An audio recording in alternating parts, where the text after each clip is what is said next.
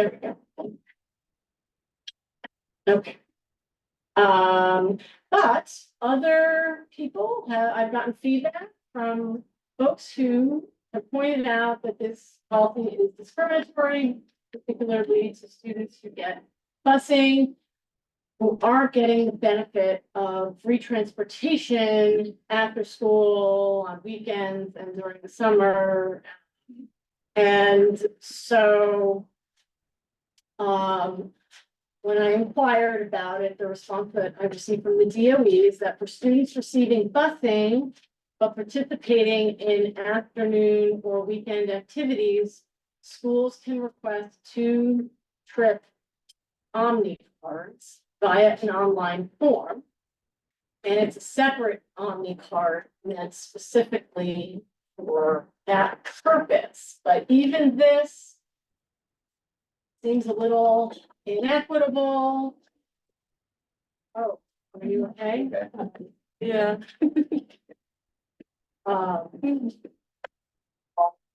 Sorry. Peter, okay? That's good.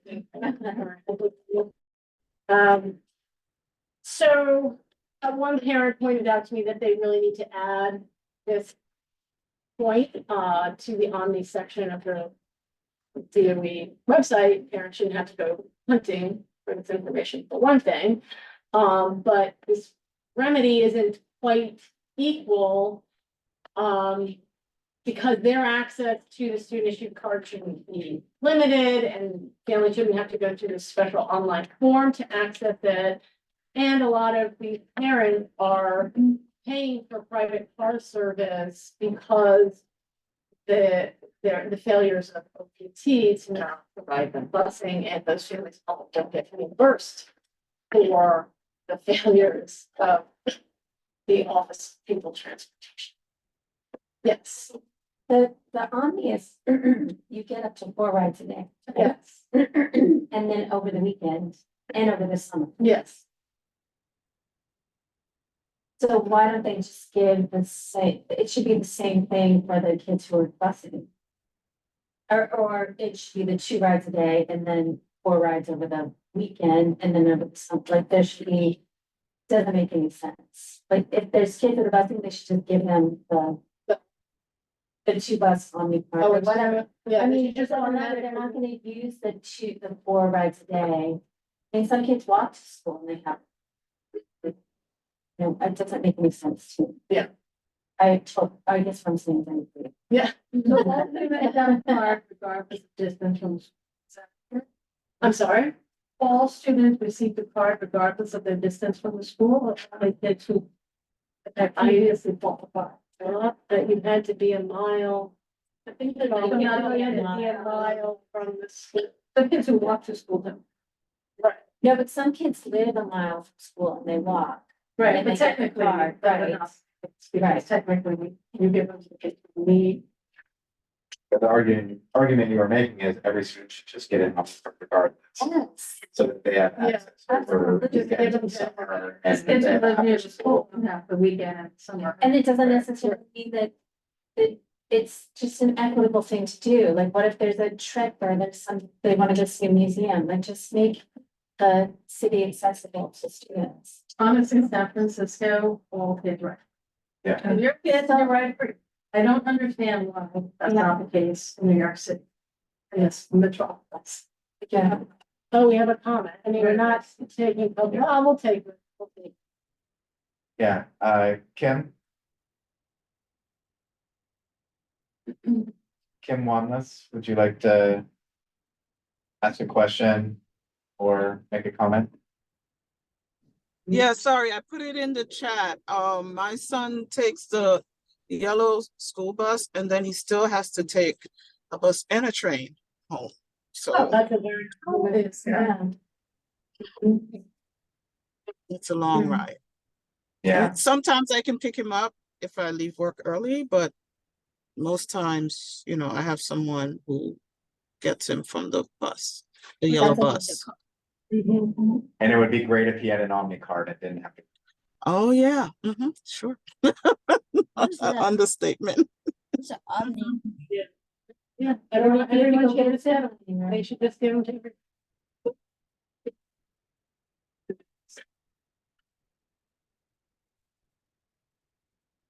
office people. But I don't know, it might be privacy. But just the numbers, yeah, I would get. Talk to Nicole Lanzalotta, if she maybe. Vanessa has volunteered to do potential resolution about this. So I did have a question. Do we know if the city is charged only when a student swipes the Omni card? Because then, if they're only charged per swipe, then for students who are receiving Omni cards to take the bus or walk to complete it, there's no additional cost to the city. Right. And then when they do use it on the weekends or something, it's the same as any other student who would have. If, yet if city is being charged for rides per day regardless, then I understand why the city might be a little more reticent to give it to everybody, but if that's, They need to negotiate. they need to figure that out, they need to figure out. Because I don't understand why you couldn't just provide a card to every single student in the city, and then the city is just charged per swipe. Again, up to 4. Yeah, and like, why should kids who are taking the bus not have the same privileges as kids who live a little bit further away? Yeah. I mean, the kids who are taking the bus also live, but that, exactly. So maybe we brought this into another legislative committee meeting and. Yeah. Ponds are gonna be busy this You're gonna year. be busy. Oh, Free transportation, previously kids had to pay for lunch or they had to. Yeah. Now, all kids, yeah. Be the same for transportation. Put that in the resolution. Yeah. Like the free lunch. All right, moving on. I got a question. District 20 reached out to me because some of their schools lost after-school programs when the State Office of Children and Family Services consolidated 2 funding streams known as the New York State Learning and Enrichment After-School Program Supports LEAPS. And they wanted to know if our schools were being impacted by this. I checked in, our schools have not been impacted. We haven't lost any. Yeah.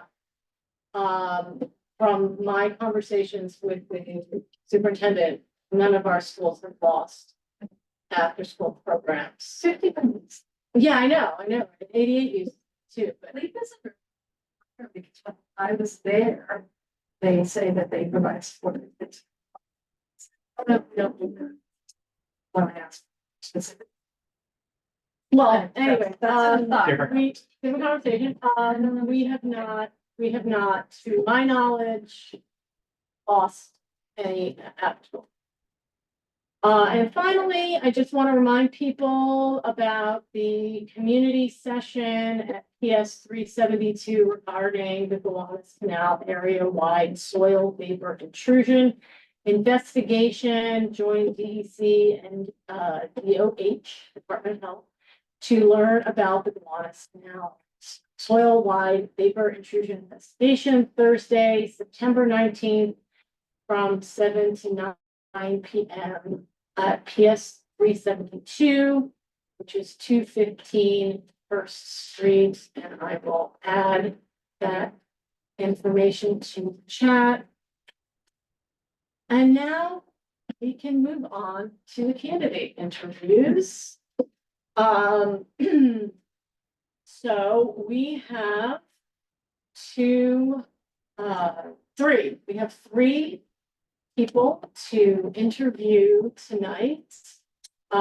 We held an evening of interviews on August 13th and one more interview on August 20th at our business meeting.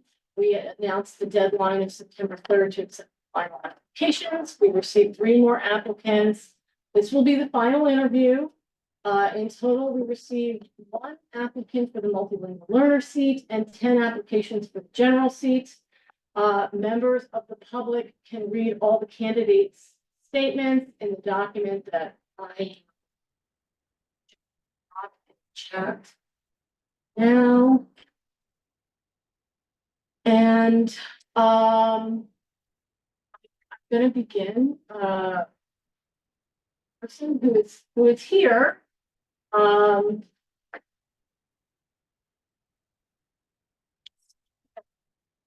gonna ask you to, come up and sit here so that people at home can see you.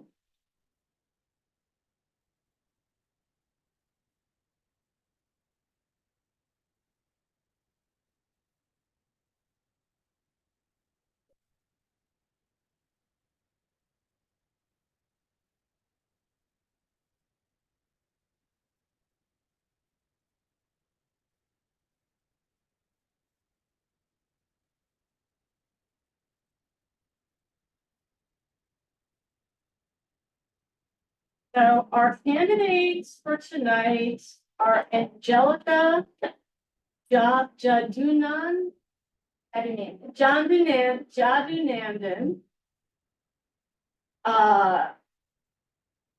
And Kwame Egerton. And Elizabeth Tomasetti. And we are going to start with Angelica Jadunandan.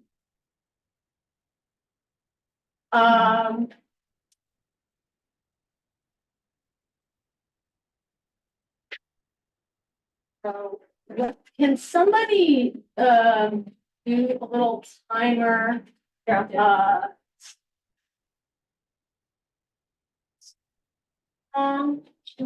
the statement. We do, I just put the document in the chat.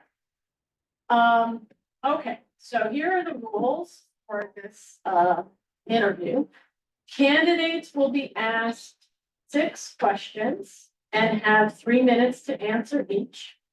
Candidates do not have to use all the time allotted. If there is additional time at the end, we will take a question from the public.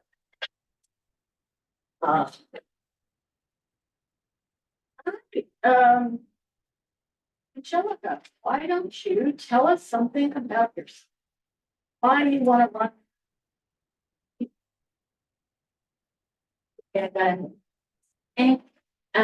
Hello, thank you for taking the time to review my application and considering me for a seat on this. My name is Angelica Jadunandan, and I'm a parent of 2 children at PS 39 in Parksville. I'm a speech language pathologist specializing in working with English language learners within the school system. And my previous experience was in the Seminole County Public Schools in Oakville, Florida. In order to explain my reasons for applying for this position, I think it's important to tell the story of what brought my family here in the first place.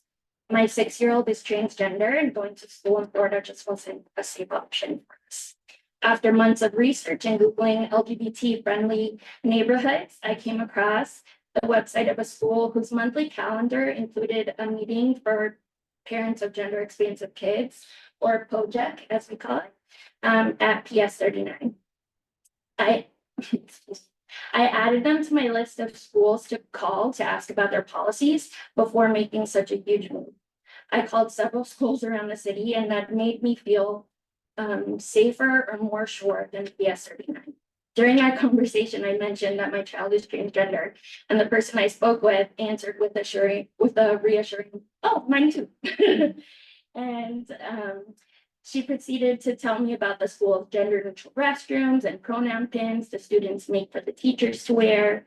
My heart was set, and we knew just where we had to. Last year, when I heard what was going on in District 2 discussing trans students in sports, I told myself, there's no way I moved all this way for these issues to follow me here. One of the 2 founders of Mom for Liberty is from the city that I lived.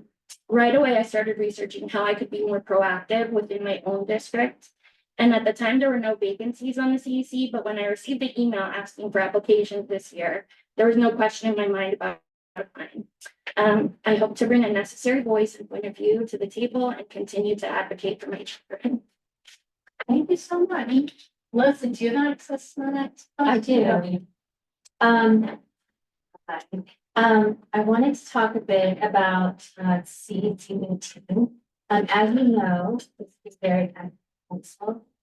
We have a minimum of 2 meetings in a month. There can be more. Of course, the members must attend in person for any vote to take place. We spend a lot of time researching education issues, writing resolutions, and we work with our liaison schools to advocate for their needs. This is a big time commitment. How do you see yourself contributing to this? The time commitment is not an issue. Shout out to my husband who is important, and childcare is taken care of. I can be here. I also my child has a few health conditions, and so back to speech pathologist.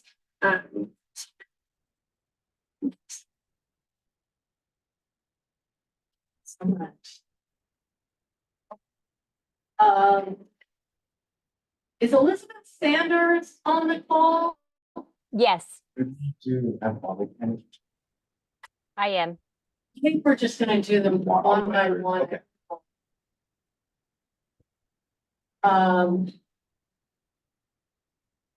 Elizabeth, do you want to ask your question, Elizabeth? Yes. District 15 recently conducted a 5-year evaluation of the D15 diversity plan, which implemented a series of recommendations for middle schools, including the elimination of screened admissions and the creation of a set-asides for priority groups that compare to the district average. How do you feel about the D15 diversity plan, and how would your leadership impact desegregation and DEI instructions in our schools? So last year I was able to represent PS39 in the Adult Equity Congress. Usually that's open to educators and staff, but PS39 is a small school, so they ask for volunteers, and I'm always willing to just put me where you need me. And I was on those calls, monthly calls. I was able to hear from the educators what is going on, where they see areas of improvement, and I pulled up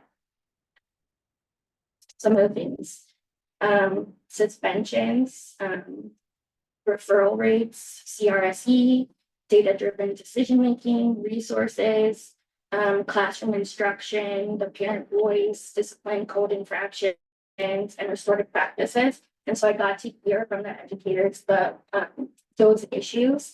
And we made, well, first we identified the problems of practice, and in our meetings, we asked the why. Like, why are these problems? Where is this coming from? And you ask 5 different whys until you get to the root of the issue. And then you make a plan of action. And so I think that's how I would target this. My group was classroom instruction. Within my child's class, I noticed she was working on CEC spelling words in first grade. Constant. Oh, CBC, sorry. Consonant, vowel, consonant. And there were words like wed, and it was a man and woman in the picture. Or dad, and it was a man with short hair and a mustache. And I went to the next SLT meeting, and rather than, bring up like this issue, I asked, what resources do you guys have? And the answer that I got was, if we want to have inclusive materials, we have to create resources. I spoke with another parent about this, and they said, my daughter notices that there's no kids with names like hers in the materials. And I got that interested. It's such a diverse community for our kids to see themselves in the materials that they're learning. And so those are just some of the topics, and getting to the root cause of why these things are happening.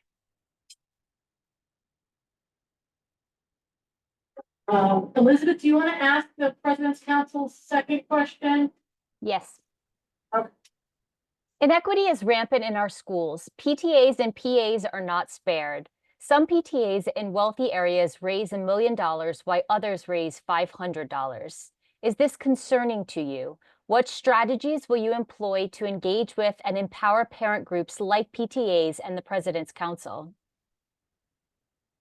Sure. So I was also appointed as our PA's fundraising chair. I'm in Park Slope. We recognize that we're very fortunate in that in our school. I'm happy to share with whoever what's working for our school. I'm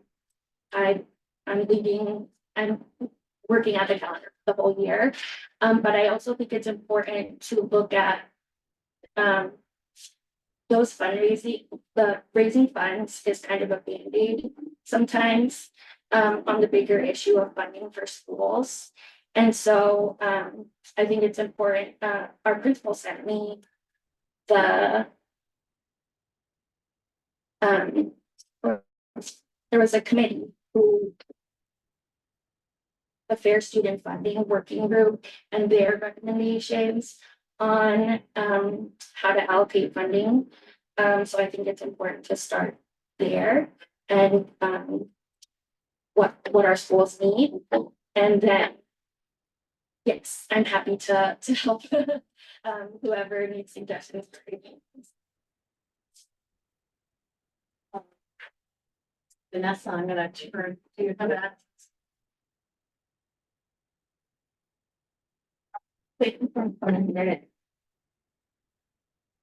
We foster environments within where our students feel valued as well as empathic education. We are always examining the multifaceted factors that contribute to achieving inclusivity. So I believe we spoke a lot about this at the beginning, but it would be great to get your thoughts on what other factors you believe should be considered in people with opportunities in our students in our schools. And how the goals of this 15 CEC align with the thoughts you have about inclusivity in schools. Sure. So I see that the mission statement of the CEC is high quality education, safe and healthy school environment, and equal educational opportunities. So I think if I were to have a seat, always focusing back to that mission statement, it's a good guide for that. In my personal experience, I don't think I've mentioned so far that my daughter also has life-threatening food allergies, and so she's allergic to milk. That's considered it's in everything, and people think, oh, lactose intolerance, and no, that's not what it's like. She's as severe as what you would consider peanut allergy. Anaphylaxis, trouble breathing. We've been to the ER more than our fair amount, and so that's kind of why I try and volunteer for as many things as possible, because you don't know what you don't know. A lot of people don't think about, they've never had to. I didn't have to until I had a child with severe food allergies. And so all my volunteering in the school, I've helped plan the Halloween party, the auction, the spring carnival, to include things instead of ice cream, an ice truck that is free from top 9 allergens. And so, yeah, I spoke with the principal and she said, you've taught me a lot about food allergies that I didn't know. And right now I'm working with a kindergarten parent who needs help with their 504 to tell them what worked for us. Because at one point I didn't know if my kid could go to school. That's how severe, like if she touches it, she'll break out in knives. And so I'm an advocate for that. I will spend my whole life advocating, and I'm happy to do it. So yes, aside from gender ability, my kids are multiracial. And so I try to think of as many perspectives, and when I don't have them, asking others.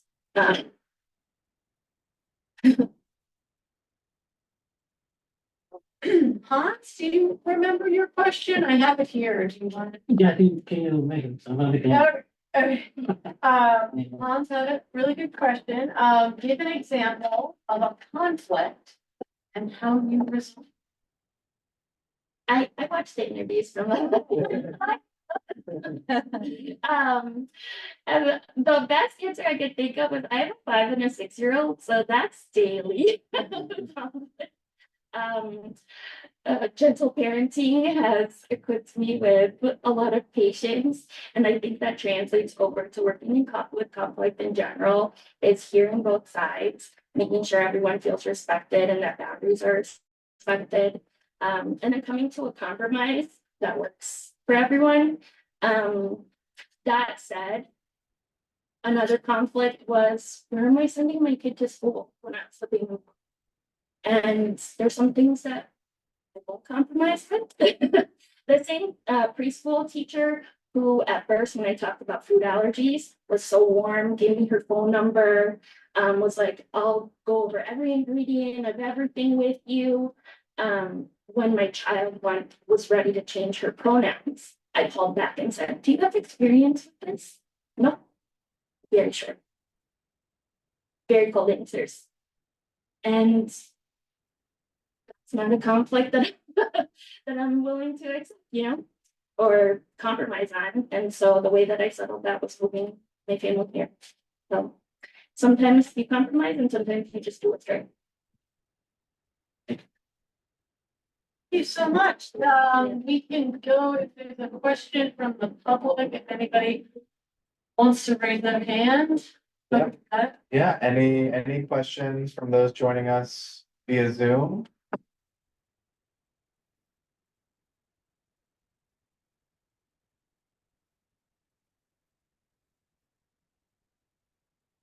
There, Good evening. hi, go ahead. I have a question. I don't have the candidate. Excuse me. I don't have the candidate's name. What's your name? Angelica Jedimandin. Yes. Miss Angelica. I'm on the. I'm at PS15 in Red Hook, and I'm on the PTA executive board. I wanted to know, because you mentioned, basically networking or being a liaison with other schools to learn how to raise funds better. How would you suggest building this network? Because if I wasn't present here, I would have no idea about the idea. Okay. I think if I was on the board, I could a meeting and just reaching out to school. I don't know exactly how that works yet, but reaching out to schools and giving out my information. I'm like I said, I'm so happy to share. And I think on the website also, there could be resources there or a way to reach me. Thank you. Thank you. Any other questions from people joining via Zoom? Can I just make a quick comment? Yeah. For anyone involving, Somebody has to silence. Just share some more, put the volume all the way down. Oh, then that's all it's too. me, it's in my headphones. Okay. I'm silent. Oh, Yes, it is. For anyone involved in PTAs, there is a PTA council. It's the president council. And Liz Elizabeth Sanders, who had the question earlier, she is a co-president in the PTA. You can, I can add the information, but for both of you that are interested, this is a great place where there could be a lot of collaboration among PTAs. And lots of resources. And we got the email for For the President Council? Mr. Egerton, for the PTA President's Council. They have an email, they just. Yeah, the person. That you'd have to give us. Well, in the Google group, but they would have, you'd have to just give them. Mr. Egerton? Are you aware of the PTA President's Council? You said you're on the executive board. Have you heard of it? That's a no. This probably isn't, this isn't the time, but we can have more conversations about them. All right, thank you so much for sitting for this interview. It's been, Thank you. it's a pleasure to meet you. All right, let's go on to, the next candidate, Kwame Egerton. Hello there. Good evening, everyone. I knew he was going to call me. That's such a hard act to follow. Wow. Okay. Yeah. Um, So, that just so you sister, I know. just want to say that sister is amazing. Like, she definitely needs a seat. She needs. I vote for her. I vote. So I'll reiterate the rule. Candidates will be asked 6 questions and have 3 minutes to answer each. Candidates do not have to use all of the allotted time. If there is additional time at the end, we will take a question from the public. So the first question is, tell us something about yourself and why you want to be on the Education Council. My name is Kwame Egerton. I've been a member as far as a parent and on the SLT as well as the PTA Executive Board, as well as various committees within PS15 and Red Hook. My child has been there since kindergarten. He's now in the 5th grade. He is in special ed. He's in the ACES program. I feel like my voice is for that community, and that's how I can be of value to the CEC committee. Leslie's going to ask the next question. Let us know if you have any trouble hearing. Leslie, speak loudly. Okay. I'm Kwame. Good evening. So I wanted to talk to you a bit about the CEC 15. As you know, this is a very active. Have a minimum of 2 meetings in a month, maybe more. A quorum of 7 members must attend in person for any vote to take place. We spend a lot of time researching education issues. We write resolutions and we work with our liaison schools to advocate for their needs. This is a big time commitment. How do you see yourself contributing to this house? My contribution would be a space where I can add more due diligence to research via going online or wherever the information may be. Giving a voice again to special education and speaking to the people in my school. I'm very connected to the parent body as well as the staff and various faculty within PS15. And I'm a great street team person, so just doing hand-to-hand interviews and talking to people on the street.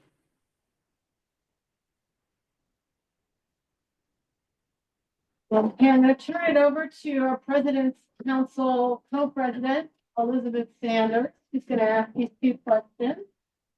Hi, Kwame. Good evening. Good evening. Question 1 is, inequity is rampant in our schools. PTAs and PAs are not spared. Some PTAs in wealthy areas raise $1 million while others raise 500. Is this concerning to you? What strategies will you employ to engage with and empower parent groups like PTAs and the President's Council? I love that question. I think what came to mind when you asked the previous person the same question, we should have and I'm not a fan of this economic concept, but a trickle down concept where every school has to give 10% of what they raise in the PTA. So whether you fund $1 million or $10 across the board in the district, every school gets 10% of that funding. And I think that's where we could have a fair version of equity. Now, some people on the top are going to complain, but I feel like 10% is a fair share. That's my answer. And I pray we do this. Elizabeth, do you want to ask the next question? Thank you, Kwame. Question 2 is, District 15 recently conducted a 5-year evaluation of the D15 Diversity Plan, which implemented a series of recommendations for middle schools, including the elimination of screened admissions and the creation of a set-asides for priority groups that compare to the district average. How do you feel about the D15 Diversity Plan, and how would your leadership impact desegregation and DEI instruction in our schools? I was actually at the presentation with the superintendent in regards to this initiative. I feel like it just needs to be pushed forward. I think it's perfect as is. Of course, there's some things to be modified, and I think it's just a matter of just like we don't have to reinvent the wheel. Just continue the initiative. I like it as is. Thank you.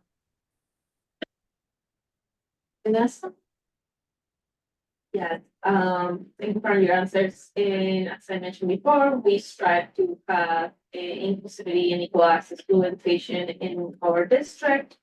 Could you share your thoughts on what factors you believe would be considered or should be considering providing equal education opportunities in our schools?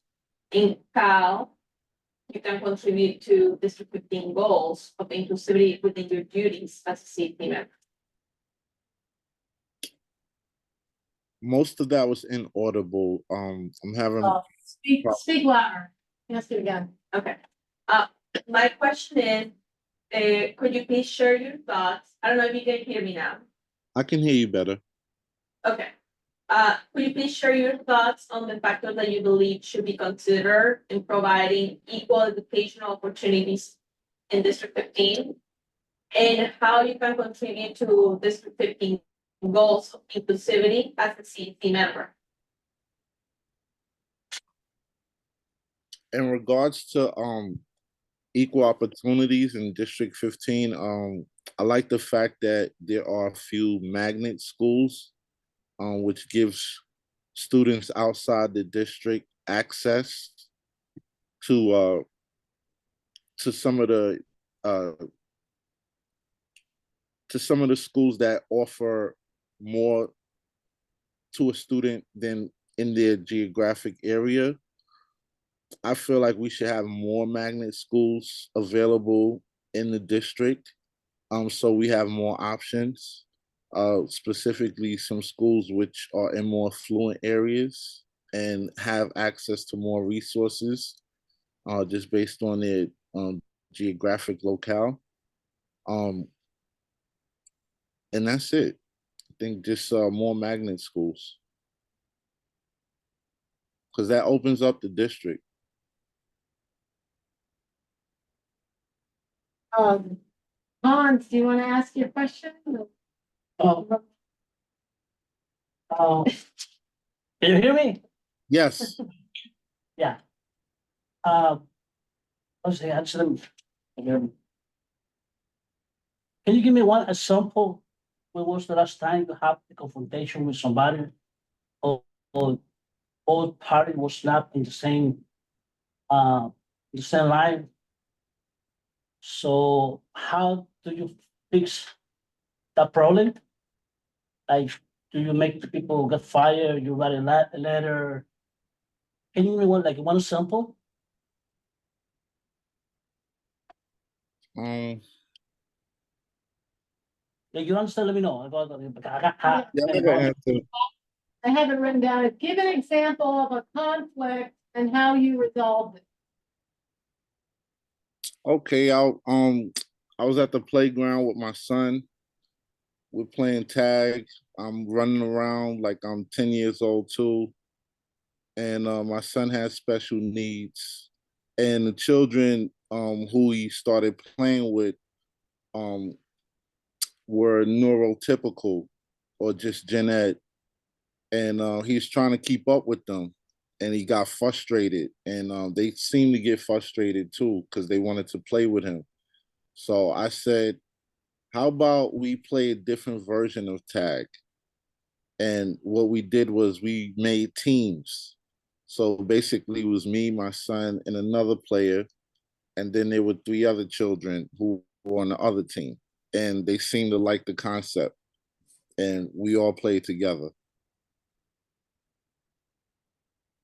Thank you. Yeah, it's a great, it's a Yeah, great. fix the conflict. Make everybody happy. Yeah. Do you want to, go to the public? Yeah. Question? So is there anybody joining us via Zoom who has any questions or comments for Kwame? Janet, Hi, yes. I hope I'm getting your name correct. Kwame? Yes, perfect. Hi, how are you? Great. I'm a parent of a child with a disability myself. What would you propose to ensure more advocacy is done for every zip code in D15 to have access to special education programs? Our students are expected to ride buses for extended period of times, and it seems to be considered the norm.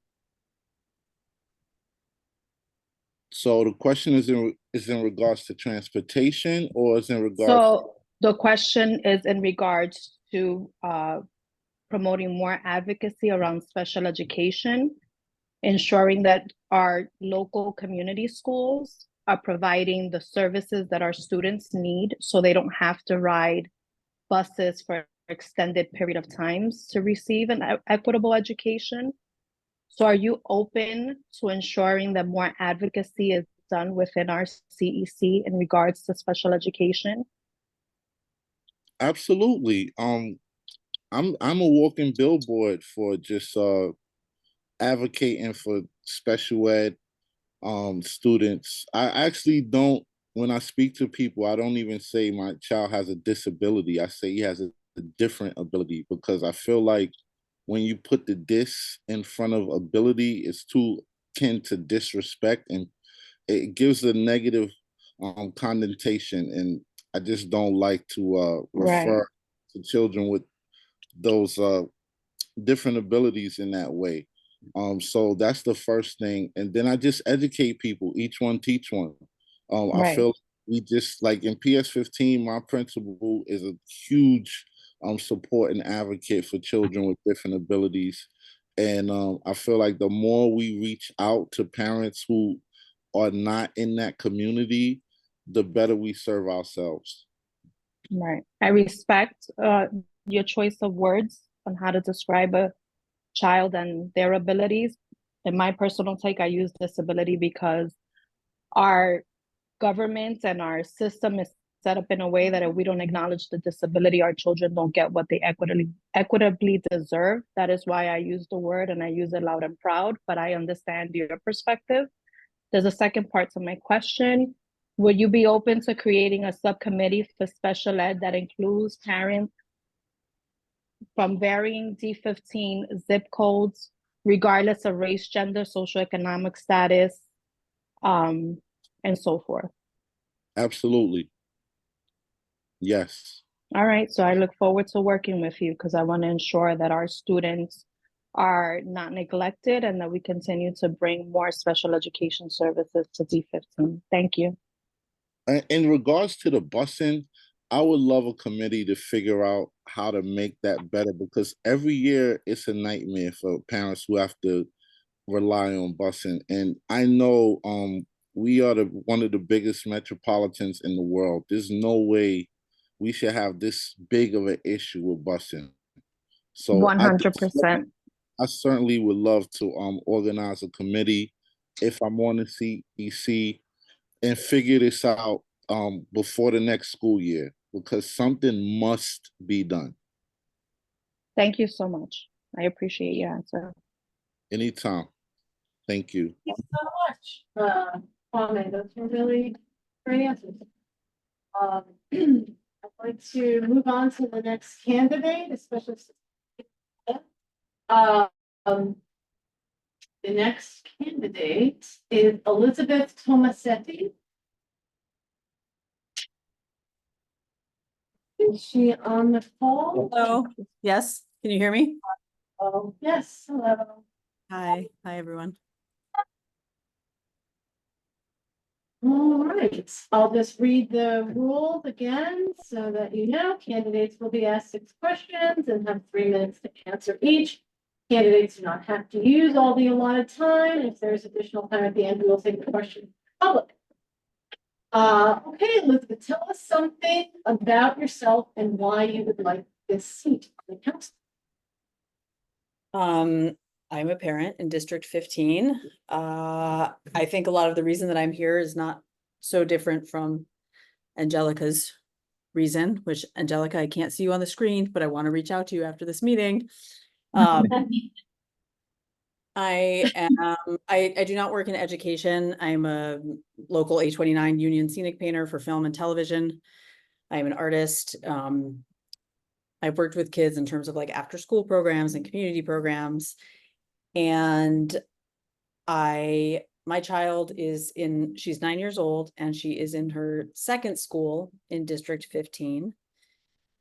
Because in her first school where I did serve on the DEI for 2 years, and we worked really hard and we got all gender bathrooms implemented. We got a rainbow club implemented. We brought in like gender identity education for the staff. The school was incredibly resistant to all of this, and it became a very big fight. And it all kind of came down to trying to implement a program that was about interrupting bigotry and gender identity. And it came out that essentially there was a lot of transphobia within the PTA, and essentially they were making a lot of the decisions. And at that point, I essentially got a safety transfer for my child to a different school in District 15. And along with Angelica, becoming aware of like Resolution 248 in District 2 and kind of what's happening within, I mean, nationally and globally. Yeah, it felt time to, I mean, I have a lot of, it felt time to, that's why I'm here. Yes. Question, speak up. Okay. Elizabeth, I wanted to talk to you a bit about CEC 15. I know this is very active. We have a minimum of 2 meetings in a month, maybe more. Quorum of 7 members must attend in person for any vote to take place. We spend a lot of time researching education issues, we write resolutions, and we work with our liaison schools to advocate for their needs. This is a big time commitment. How do you see yourself contributing to this council? I am a person with a lot of energy and a lot of passion, and I am a single parent and I do work full time, and I love to research some stuff. I can go deep in that realm. I think I'm a strong multitasker, and that's what I can bring to the table. Yeah. All right, Elizabeth, got your questions ready? Yes. The other Elizabeth, sorry. Inequity is rampant in our schools. PTAs and PAs are not spared. Some PTAs in wealthy areas raise $1 million while others raise $500. Is this concerning to you? What strategies will you employ to engage with and empower parent groups like PTAs and the President's Council? Yes, it's of great concern to me. I think essentially, I mean, schools are called public schools, but in some ways it's very hard to think of them as public when wealthier neighborhoods end up with better resources and more funding, and then schools don't receive the same amount of funding depending on their enrollment rate. I think that's certainly not equitable. I mean, I think kind of along the lines of what Kwame said too, is like a redistribution of the funds, or, I mean, it would be great to restructure the whole system so all schools get the same amount of funding, and there's caps in terms of what PTAs can raise. And if it goes above that, it needs to go into a pool for everyone else. Like, it's not fair. If you don't have the time and you don't have the energy to raise the funds, your kids don't get the money. I mean, it's not, that's, I think, yeah, we all need to look at privilege and time and like true equity. Thank you. Question 2. District 15 recently conducted a 5-year evaluation of the D15 diversity plan, which implemented a series of recommendations for middle schools, including the elimination of screened admissions and the creation of a set-asides for priority groups that compare to the district average. How do you feel about the D15 diversity plan, and how would your leadership impact desegregation and DEI instruction in our schools? I know the overall idea behind the plan in District 15 in terms of middle schools. And for the most part, I fully support it because again, I do not think any kind of screening going into a school is equitable because that goes back to the school and the funding and the resources of where that child is coming from. So people are not offered the same opportunities. And then the families that have more time and more energy can work harder to get their kids into the better schools. And then they have the energy to protect those better schools from kids that they might not have the same grades, but that doesn't mean they don't deserve it or they're not as smart. So I think with the screening, yeah, I fully support taking that out of the like enrollment process. And maybe there's a second part to the question that I forgot.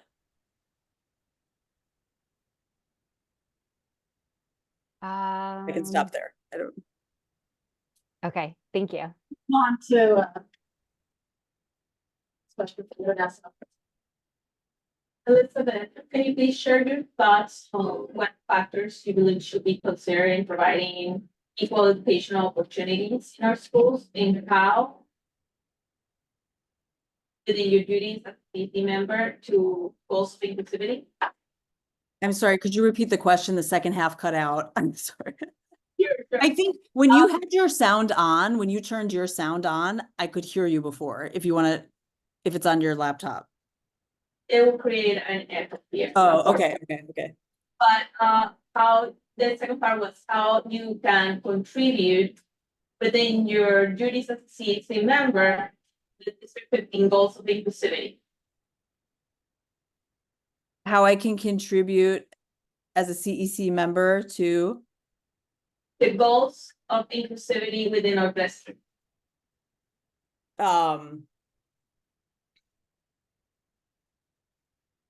think for me myself, it's like drawing upon making sure there's gender inclusivity for my child. I'm a queer parent and I can speak to that.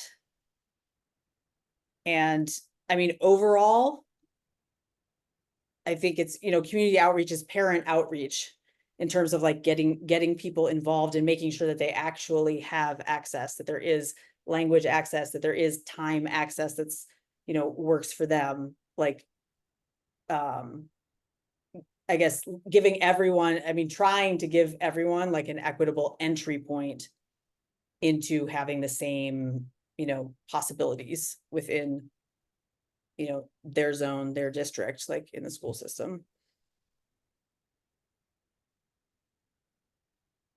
Hey, and the last question, the public questions is from Han. Oh, you want me to just read it? All right, I'll just read it. Give an example of a conflict and how you resolved it.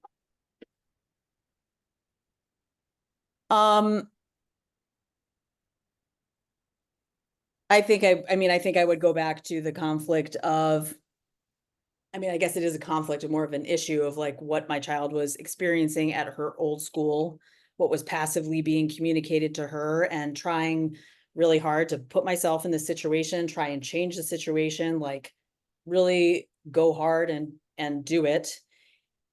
And kind of, take it to the next level. And then when that didn't work, take it to the next level and then be like, all right, like the extreme thing needs to happen. I need to speak to the superintendent and my child needs to be somewhere else. And my child's so happy now. It's incredible. So I think that's how I resolved that. Want to go to the public? Yeah. Is there anybody joining us via Zoom who has a question or comment for Elizabeth?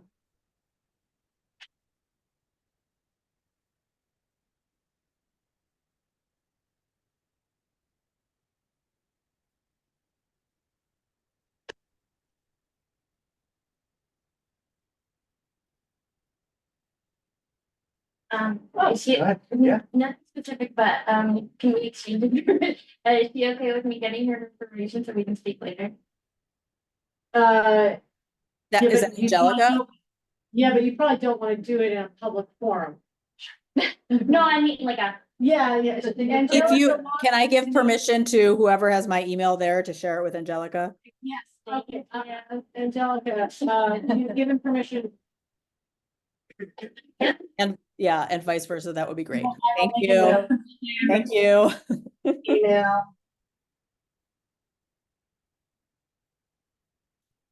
Okay, if there isn't any other questions, I will relieve you from the questioning. Elizabeth, thank you so much for joining us. This is never easy, and once again, I'm always impressed with every single parent who sits for these questions. And I sit here and I think, I could never do this.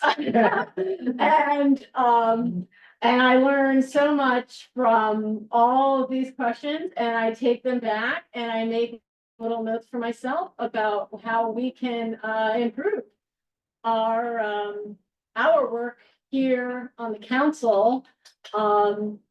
And I would just like, look, whatever happens, whatever decision the council makes, at our next calendar meeting, the council will hold a vote to select the two new members, and whatever happens, I just encourage everybody who applied for these seats to run for CEC in the spring. It's a 2-year term. It is up as of June 30th of 2025. The elections will begin in probably February-ish or March. FACE will announce that whole process. And this was a good, I think this was good practice for anybody who participated to go through this forum, because there will be a similar forum for the official election. And put your hat in the ring, whatever happens. You were all fantastic candidates, and every single one of you deserves a seat on the council, whatever happens. Elizabeth, you have a question? I see your hand. Yes, yes. Hi. Sorry, my sink is making weird noises. Sorry. Because it's vacancies, it's voted on just within the council. Okay. And what is the date of the vote? I'm sorry if you said that. At our next calendar meeting, which Okay. is what, the 24th, Tuesday, the 24th. All right. Thank you. And so yeah, whatever happens, run for CEC. Yeah. So thank you so much. And we can move on. Next agenda item, which is our budget amendments.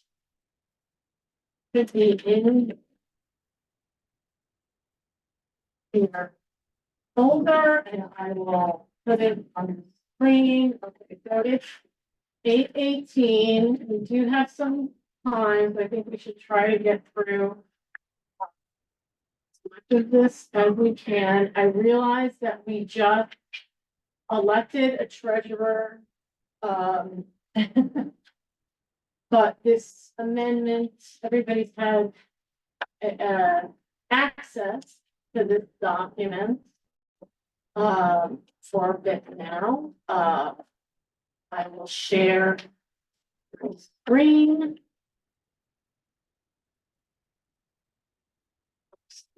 See this. So there's some changes that I'm proposing. on our budget, based on a few things, and I'll go through it line by line. So in July, we voted for these line items that you will see at the top, where it says, whereas July 16th. That is what we voted. And below, you will see, I am proposing and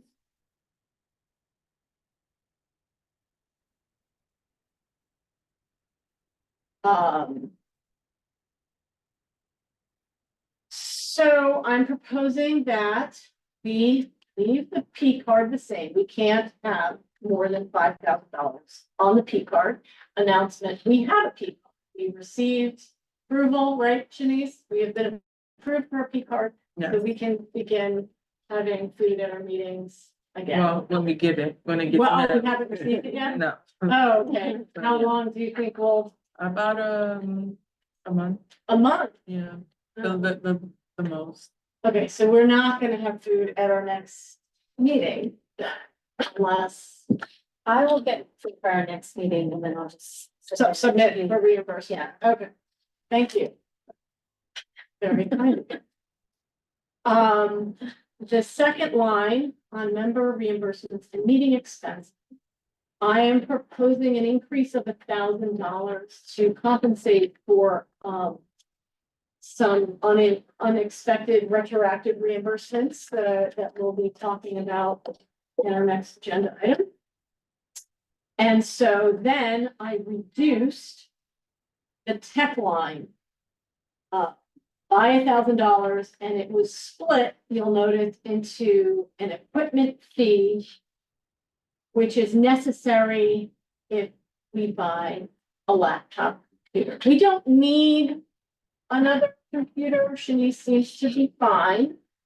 But if we did need one, we would have to have this equipment fee for a contract for repair, I guess, right?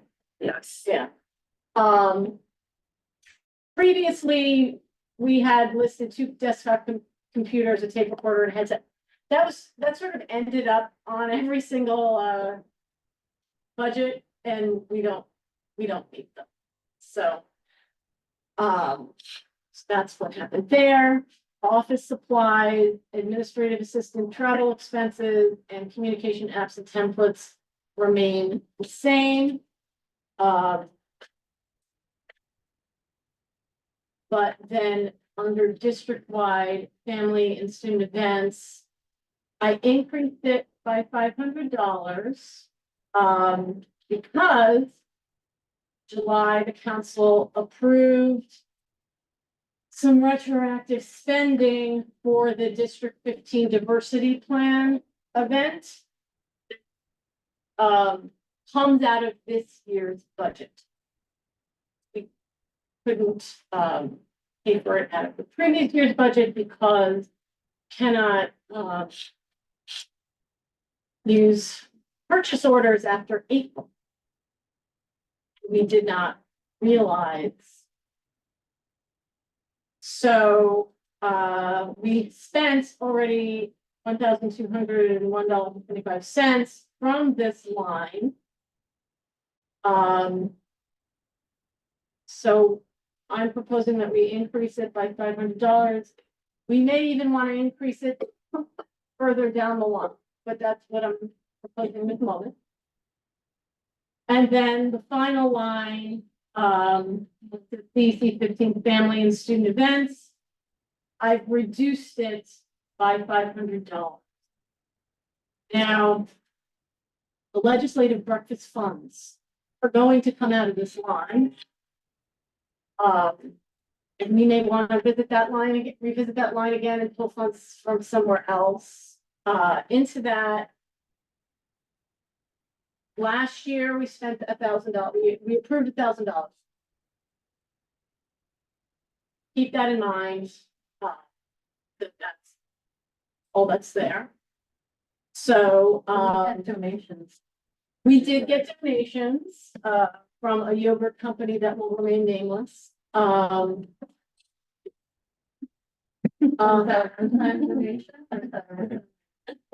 think it might recur, depends on some things. So yeah, we're hoping that nameless yogurt company. So that is what I'm proposing now. You know, next month, our new treasurer could propose something different. And so I will leave it to the council to decide whether they would like to, make a motion to make these. Point of clarification, Mhm. we can approve the budget as it is today. Yeah, Knowing that we can revisit the budget. you can revisit it every single month until February. So that I move to So, vote budget. okay. This is just asking, I mean, when it's. Do we need to take public comment on that? Sure. Before we move to vote, we want to open up the floor to any comments or questions about the proposed budget. Is there anybody joining us via Zoom who has any questions or comments about the proposed budget?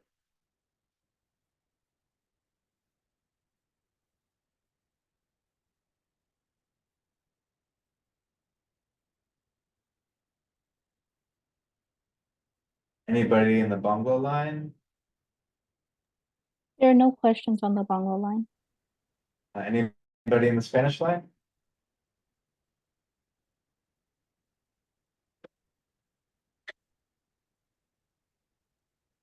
No, but in the Spanish line. Thank you. Anybody in the Mandarin line? No questions in Mandarin line. Thank you. And any questions or comments from those joining us here in person? Any questions or comments from those CEC members here? Well, there is a motion on the Yeah. floor, so we'll just. Oh. Approve.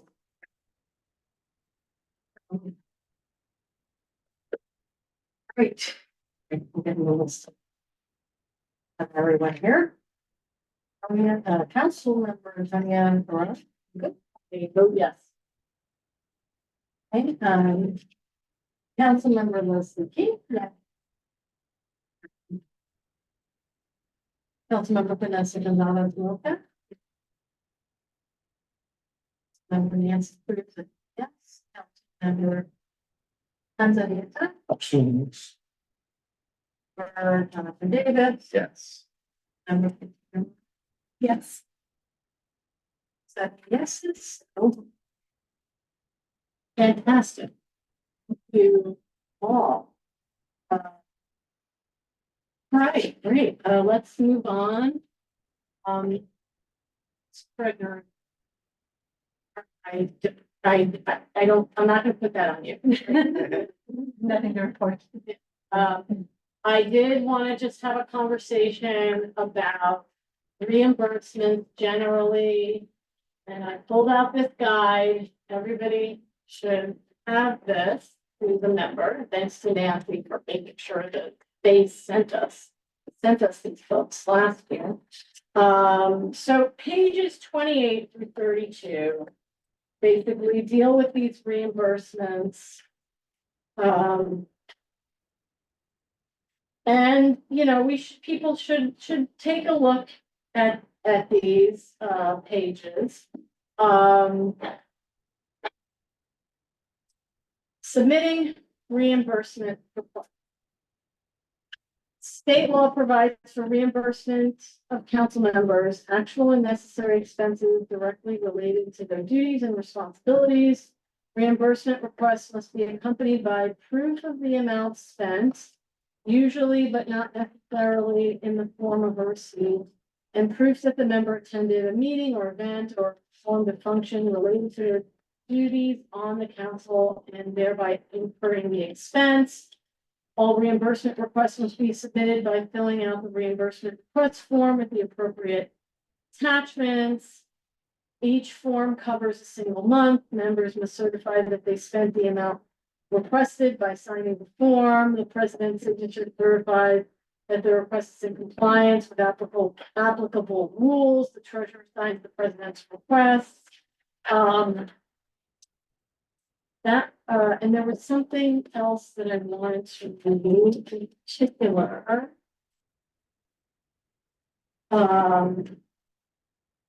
Council member reimbursements make up the largest share of the budget category. Please note that there is a reimbursement limit of $125 per month for members, $200 a month for president, and a member does not claim the entire monthly amount. The unused balance goes into a rollover fund that can be used to reimburse the member in later months when the expenses exceed the monthly limit.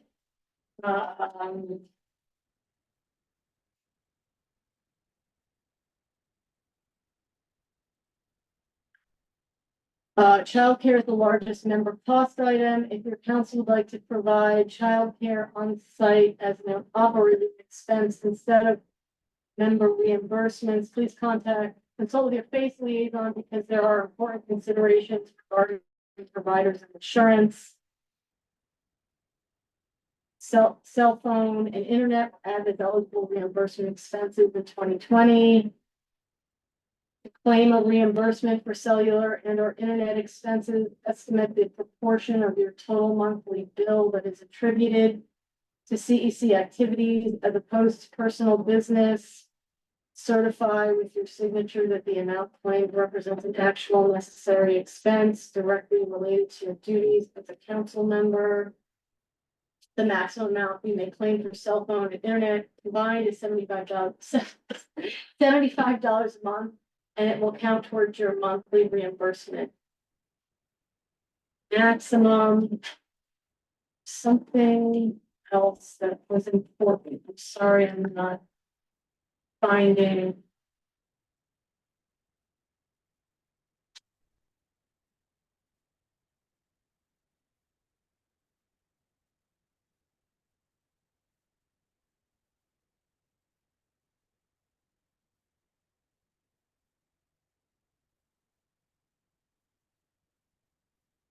Well, in any event, there was something kind of important. Now, oh, okay. This is what. The fiscal year ends on June 30th. No carryover to the next fiscal year. All unspent funds go back to the DOE.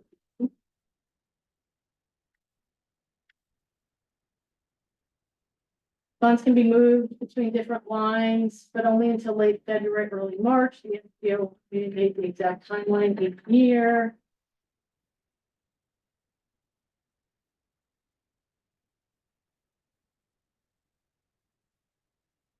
Anyway, it's worth rereading all of this for your own. Page 27.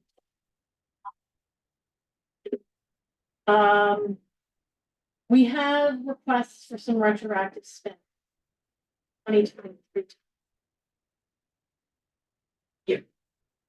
A member submitted reimbursements for childcare and cellular charges for 12 months of meetings beginning July and ending June. And it was $1,450.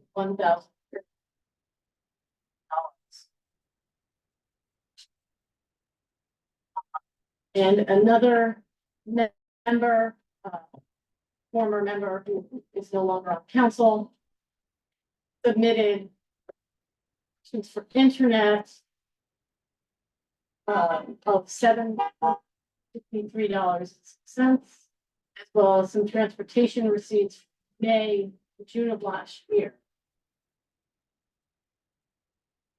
Total retroactive reimbursement to members is $2,203. So I'm gonna open the floor to conversation amongst the members about how you would like to proceed with these retroactive disbursements.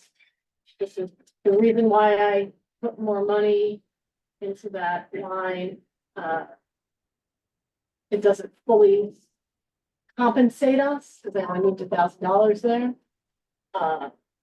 Generally, we return good bit of money every year to the DOE.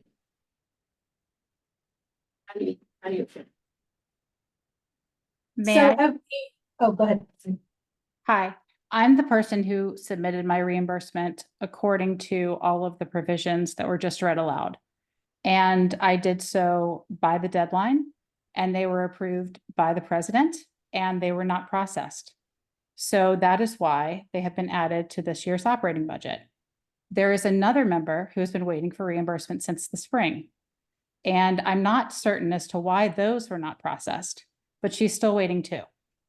So if anybody has any questions for me about this that I'm waiting on, please let me know. I appreciate the chance to answer them. Thank you.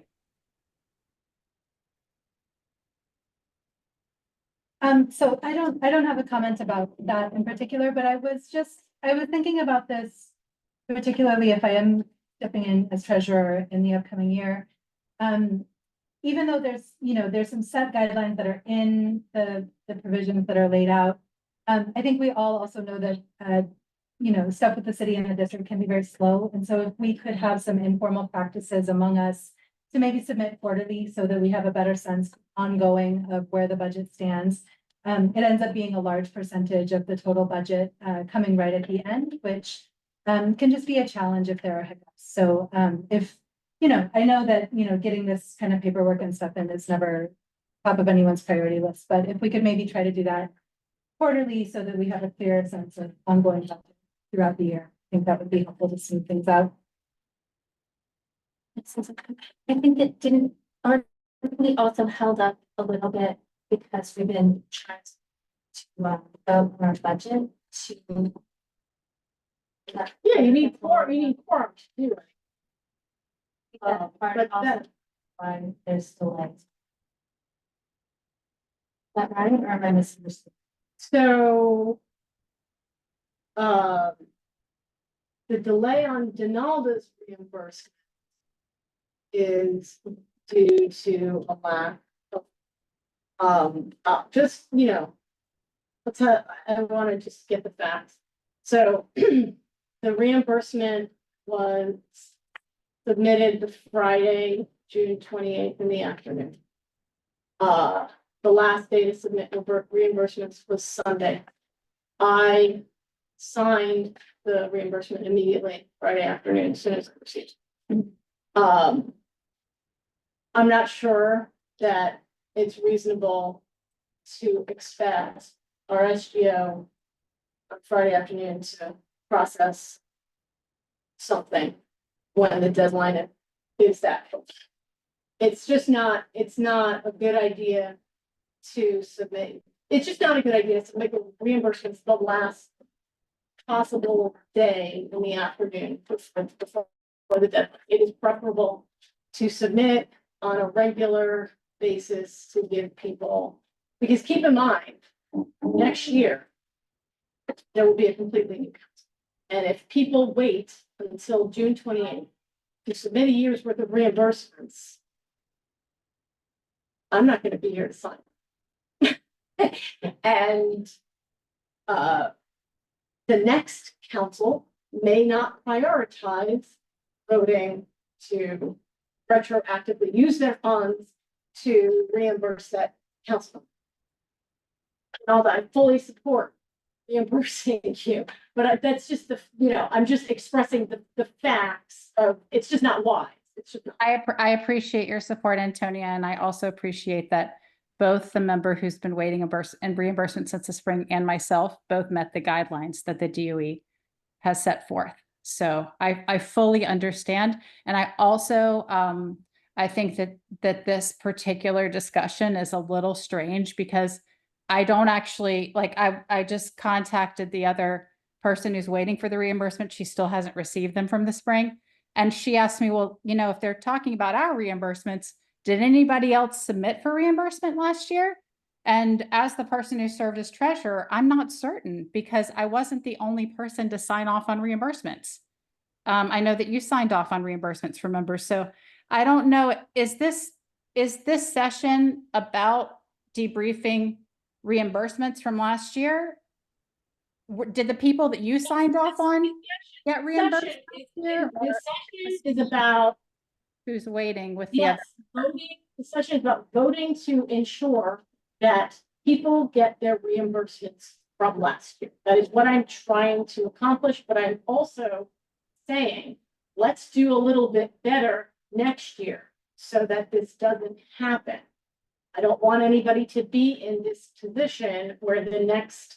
I don't either. I fully expected that there's a, you know, having the experience of having these things processed previously. The cutoff for submission is the 30th.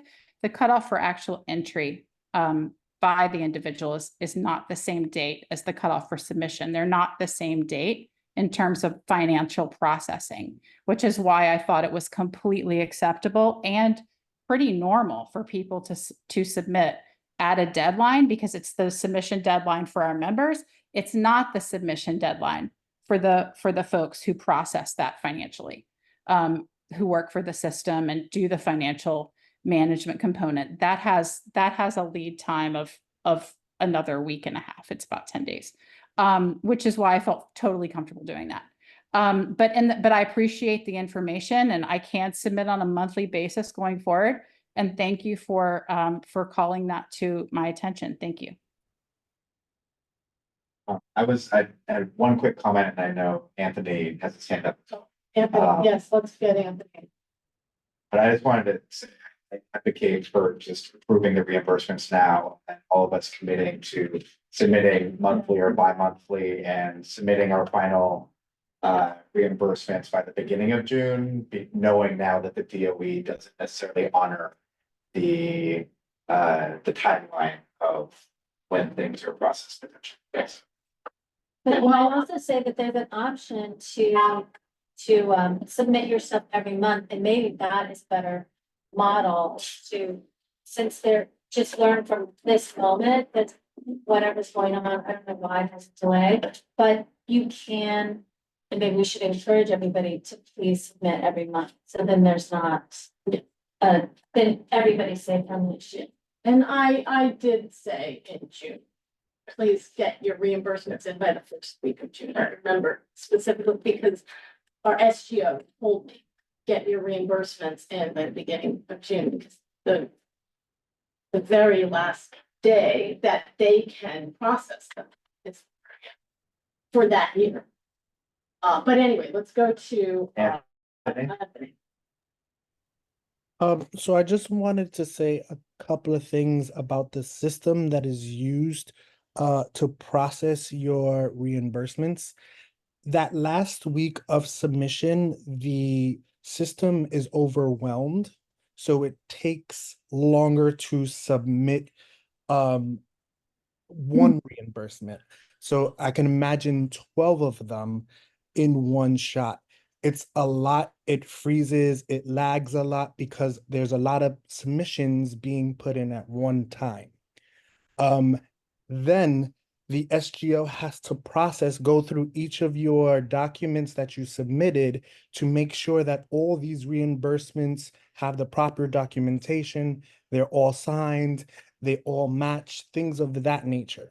This one person is doing this for a whole district, right? So that person is overwhelmed as well.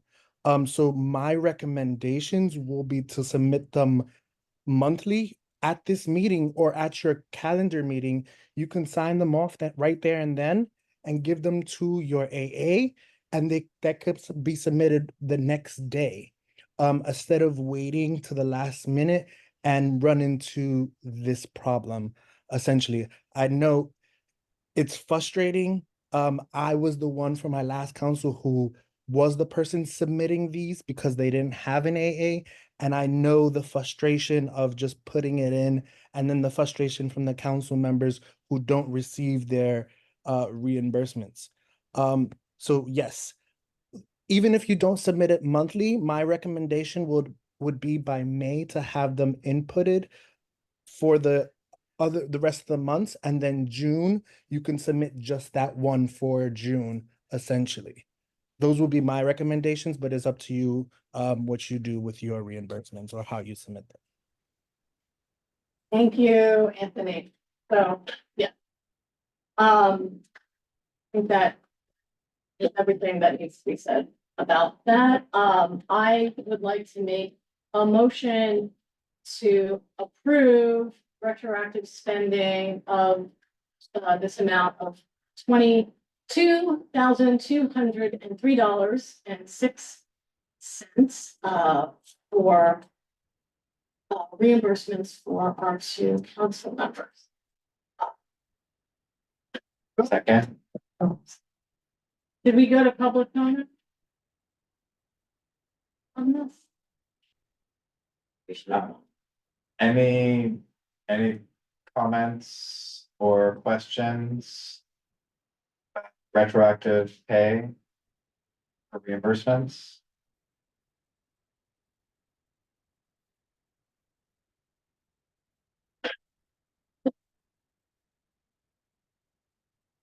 Anybody in the interpretation lines? No questions or comments on the Bangla line? No No questions question, or no question. comments in the Spanish line. No question and comments on the Mandarin line. Sorry. Any questions, comments here? All right, let's do our roll.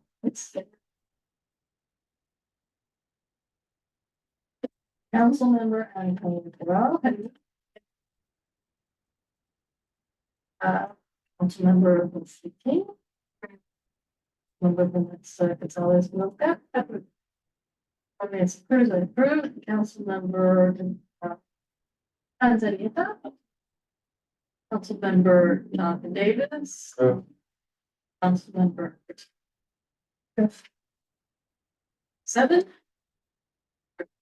Okay, wonderful. Thank you so much. And let's just quickly, I want to propose an expenditure of $1,000 for our legislative breakfast. Some of that money will be used through the P card, correct? Yes, it'll end up coming out of the P card anyway. So I'm not even sure if we need to take any of that out of that line. We might just do it all on the P card. So, all right, well, that's good. So I'm proposing $1,000 for this breakfast. I'll go to comments. Questions, yeah. Any questions or comments about spending $1,000 for the legislative breakfast using the P card?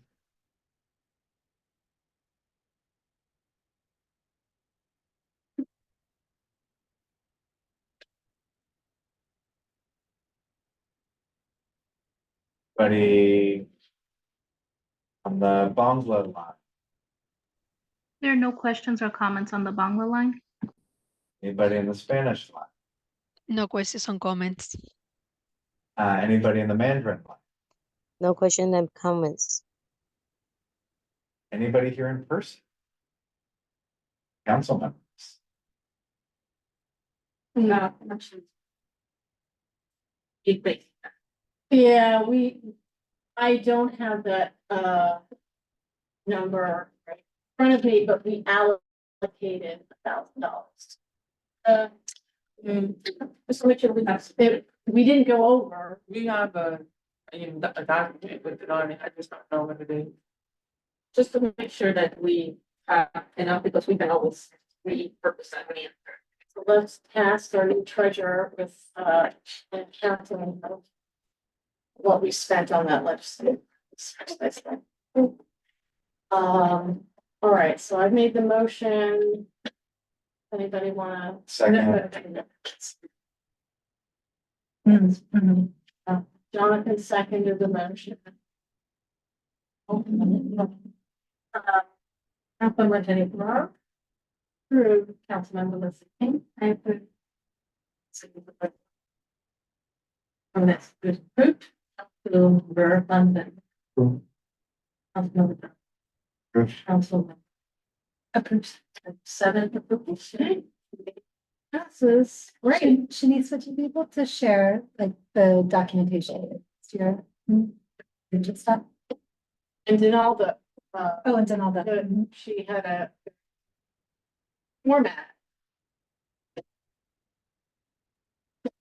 Yeah, did all that. Sorry, the sound cut out. I didn't hear you.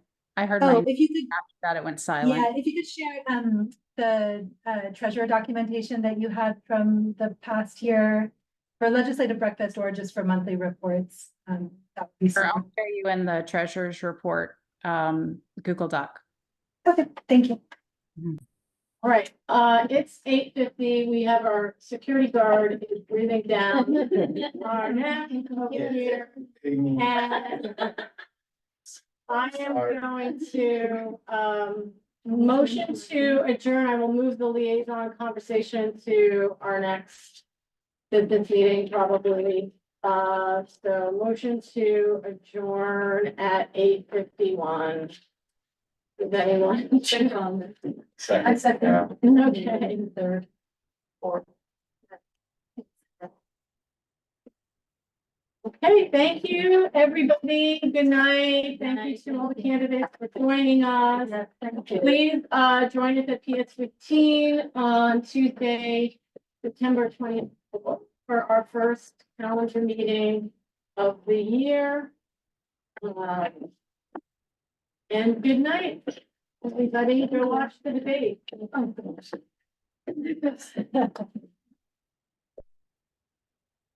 Okay. Shanice, have you turned off the, Good night, everyone. You're speed. yes, I would prefer not to. I think it's like beneficial to know what SE is and be able to like. sort of That was follow- gonna be Jen. Yes. Yeah. Thank you, interpretation, you just man. Oh.